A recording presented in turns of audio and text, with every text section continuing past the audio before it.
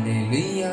स्वागत है आप सबका मेरी भविष्यवाणियों की पुस्तक में। तो आइए हम आज के पवित्र वचन को पढ़ेंगे जो कि परमेश्वर के दास प्रेरित अंकुर यूसुफ नरुला जी के द्वारा लिखा गया है।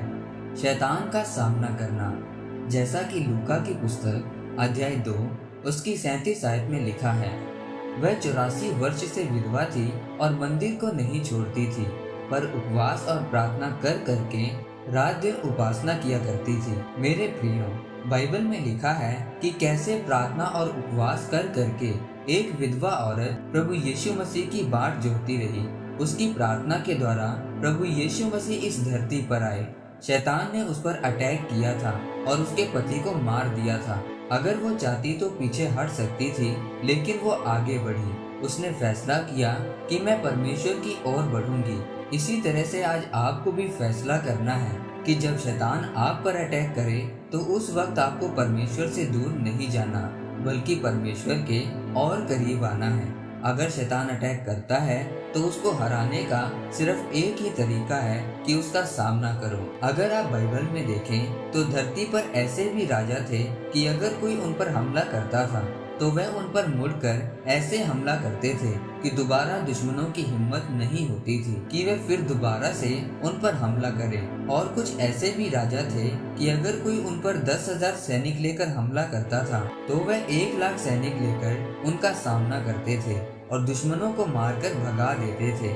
लेकिन आज आपका युद्ध शैतान के साथ है और युद्ध का स्थान आपका दिमाग है। शैतान आपके दिमाग में आपसे लड़ता है और आपको उलझनों में डालता है। इसीलिए बाइबल में पौलुस ने कहा कि सत्य से अपनी कमर कस लो, यानी अपनी बुद्धि, अपने दिमाग को कस लो। अगर आपकी बुद्धि सत्य से यानी परमेश्वर के वचन से कसी हुई होगी तो जब शैतान आपकी बुद्धि पर अटैक करने के लिए आएगा कि कभी कभी शराब पी लेनी चाहिए, तो आपको मालूम होगा कि आपने कौन सा वचन बोलना है और क्या फैसला लेना है। बाइबल में लिखा है कि शैतान ने 1/3 स्वर्गदूतों को भरमा लिया था और अपनी तरफ कर लिया था। वह स्वर्गदूत जो हर समय परमेश्वर के सामने खड़े रहते थे, अगर शैतान उनको भरमा सकता है तो आपको वचन को अपने दिमाग में रखने की कितनी जरूरत है। जब शैतान आपके पास आए तो वचन का हथियार आपके पास होना चाहिए। आपको पता होना चाहिए कि कौन सा वचन का इस्तेमाल कब करना है जो सीधा शैतान के मुंह पर लगे और वो मुंह के बाहर गिरे। मेरे प्रियो, आज आप नशों में, बीमारियों में इसलिए हैं क्योंकि आप शैतान का सामना नहीं करना चाहते। लेकिन बाइबल एक ही बात कहती है कि जीत उसी की होती है जिसने शैतान का सामना किया। इसीलिए बाइबल में लिखा है कि परमेश्वर के अधीन हो जाओ और शैतान का सामना करो तो वह तुम्हारे सामने से भाग जाएगा। जैसे जैसे आप परमेश्वर के साथ चलते जाते हैं, पवित्रताई में चलते जाते हैं और जानबूझकर कोई भी पाप नहीं करते, तो परमेश्वर आपके साथ होता है। परमेश्वर की उपस्थिति आपके साथ होती है।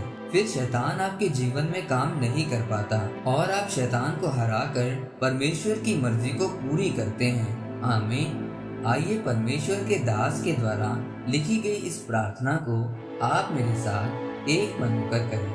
सर्वशक्तिमान परमेश्वर, इस वचन के लिए मैं आपका धन्यवाद करता हूँ।